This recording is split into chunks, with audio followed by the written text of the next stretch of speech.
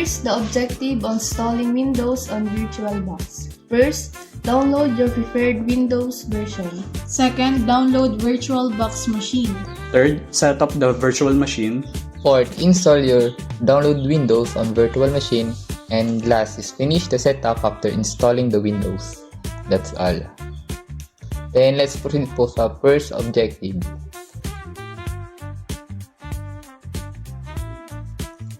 Open the Google Chrome, then search Windows 10 download. Tapos, click the first link na mag-a-appear sa screen. Scroll down, then download the Windows 10 installation media. Open after nyo ma-download. Then wait hanggang sa mag-loading.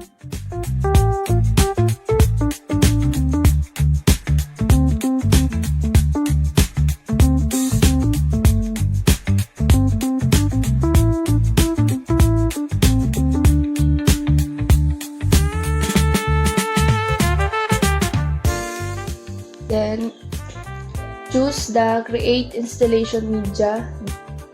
Select the language, architecture, and edition na kaya ng PC nyo.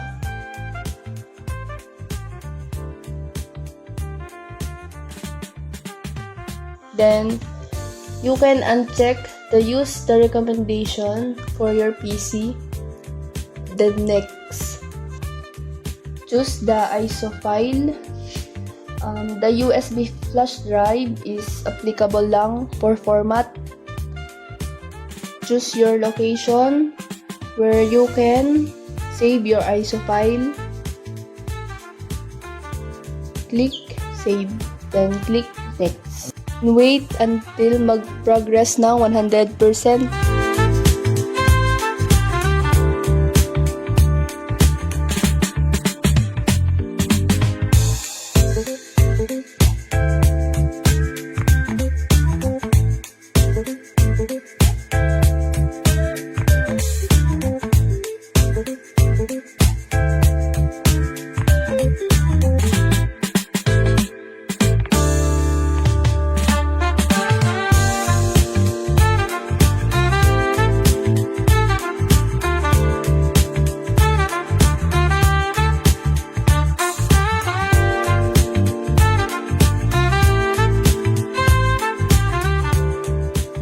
After matapos, just click the Finish button.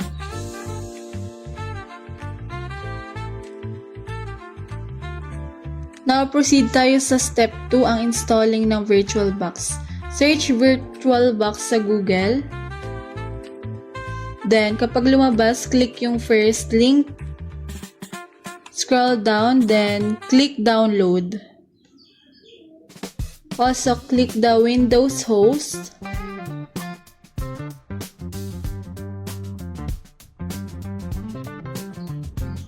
After ma-download, open folder. Then open. Hintayin lang natin ma-open yung VirtualBox. After ma-open, click Next. Click the Accept the terms of the license agreement. After mabasa, click Next. Next, and yes. Then next, and install. Hintayin lang natin hanggang matapos.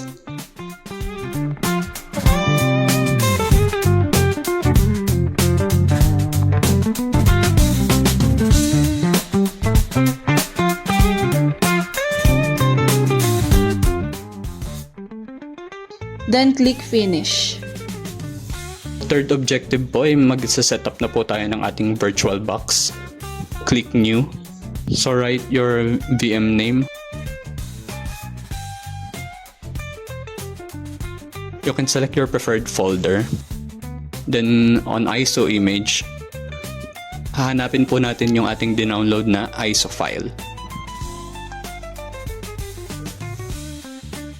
Then i-uncheck po natin tong unintended installation. Magsaset po tayo ng base memory na 4 gig, then number of CPUs 2, for disk size about 60 gigabyte.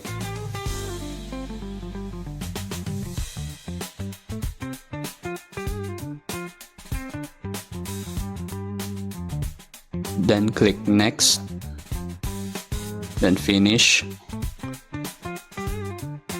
Mayroon po kayong gustong baguhin kanina, punta po tayong settings, then system.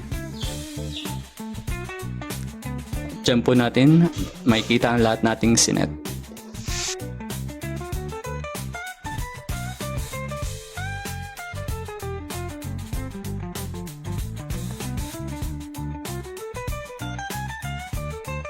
Then start.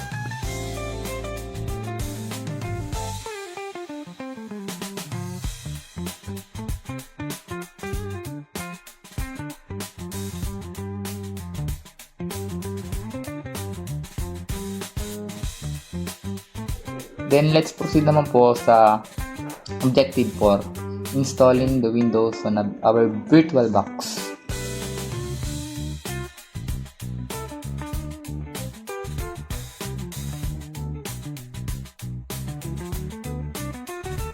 Dito po sa language, pwede po kayong pumili. Tapos po sa time, kung anong po time and currency format po ng inyo. Tapos yung keyboard method po. Click next, then install now po. Then wait lang po tayo hanggang matapos yung loading. After po mag-loading, just click I don't have a product key. Kung meron naman po kayo, lagay nyo na lang po. Then, dito po sa operating system natin, pwede po tayo pumili ng Windows Home, Windows Home N. Pero ang pipiliin po natin dyan ay Windows 10 Pro. Then, next.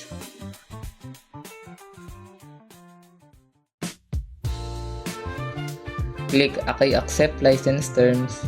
Next.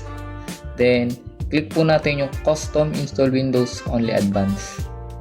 Then, just click the drive 0 po. Then, gagawa po tayo dito ng partition. Click new. Then, gawin po nating size po ng ating partition is 45 GB. Click OK. Tapos po, meron po tayong partition. Isang primary, tsaka po isang unallocated space. Tapos, click po natin primary, then click next. Then, wait po tayo sa copying sa installing ng Windows.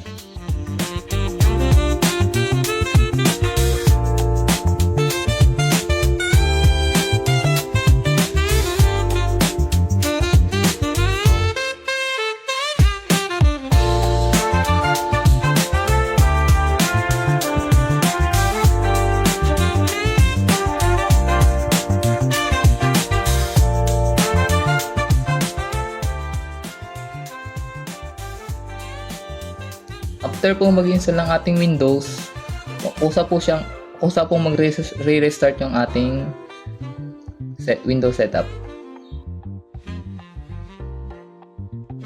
Tapos po yun, nag-restart na po. Hintayin na lang po natin mag-open yung ating Windows 10.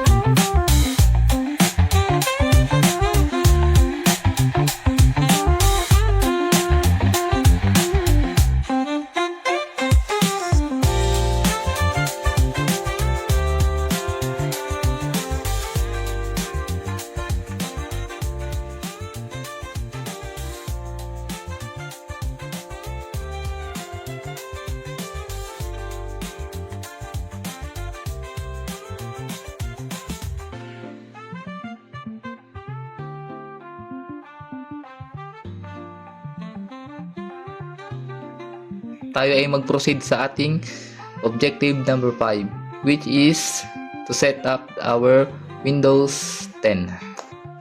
Yan. Tapos po, dito po sa region, just select our region, then click yes.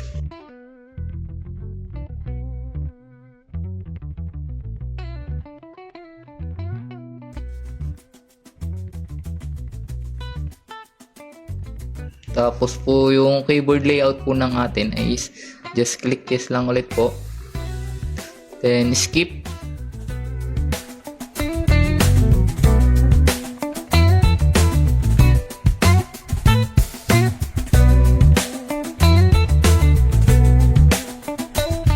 Antay lang po tayo mag-loading. Tapos po wag po natin ito-turn off yung ating device. Pag tinurn off po natin yan, sisimula po ulit tayo sa simula.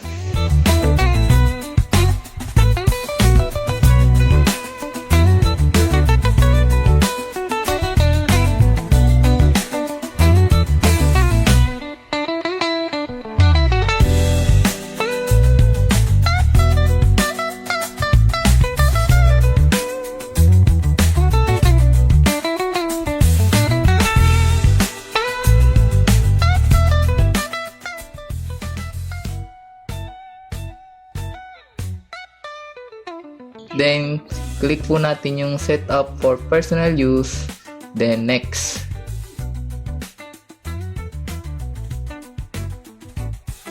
Click offline account.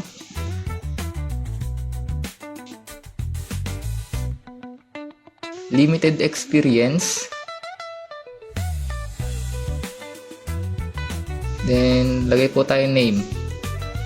Yung ating pong name, kung ano pong gusto nyo pong ilagay. Then, click next. Password po natin is kahit ano po. Basta tandaan nyo na lang po.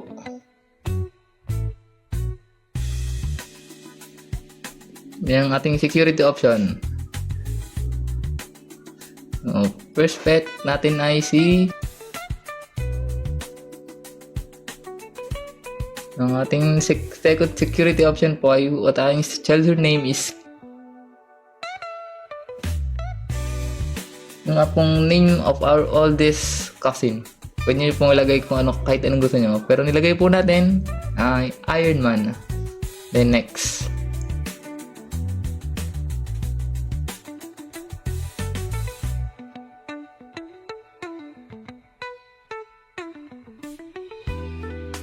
Click not now. Then wait po tayo sa mag-loading. Then accept.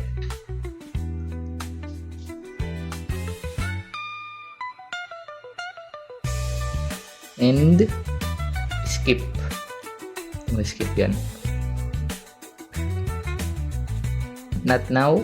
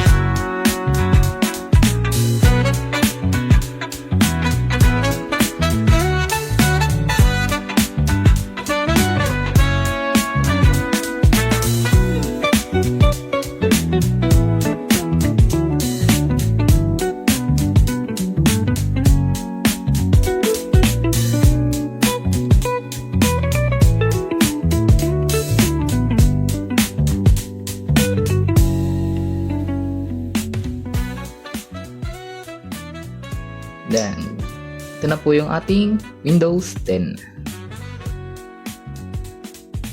Yes. And yes po, since may network naman po tayo, kung may nakakonect po tayong network sa ating PC laptop, diretso na po siyang magkaka-connection sa ating VirtualBox.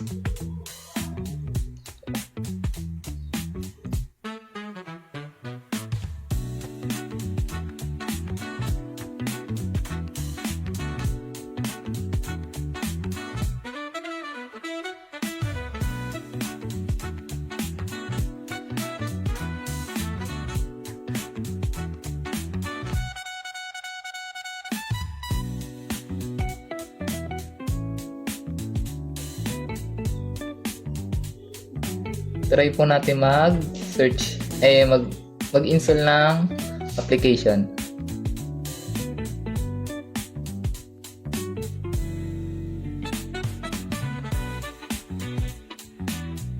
Try pong VCL Media Player.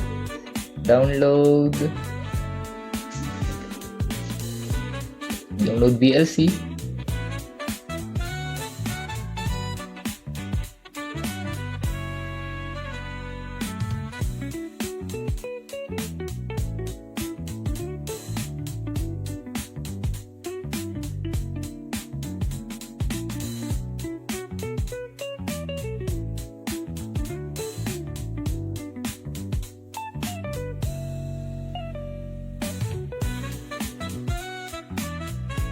After downloading po, just open it.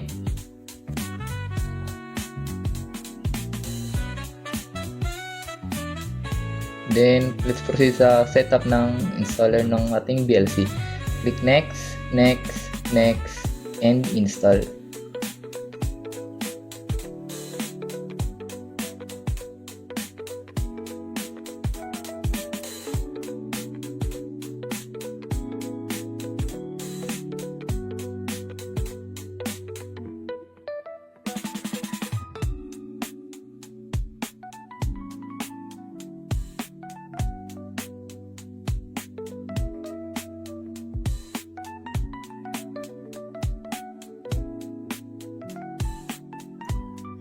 After po nan mag-install, just click finish.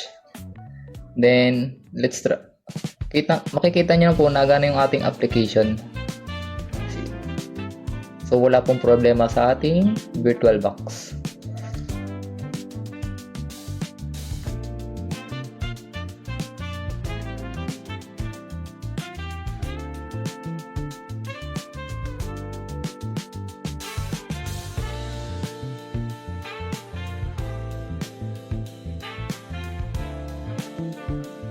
Then, tingnan po natin yung ating storage. Since meron po tayong pinartition kanina sa pagsa-setup, hindi pa po nakikita yung ating isang unallocated device. Tapos, pumunta po tayo sa Windows Home, search po natin Disk Management.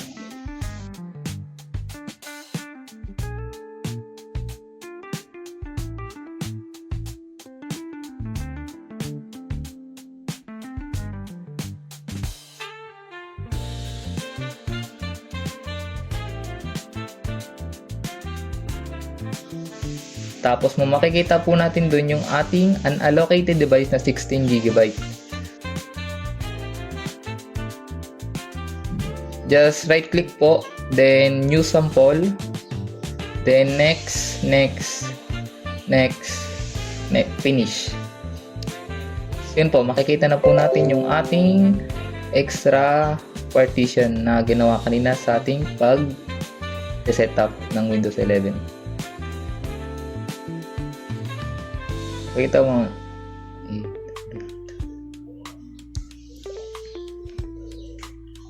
Yan na po.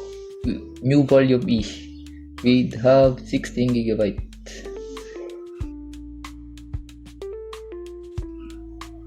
And that's all lang po. Maraming salamat. Thank you.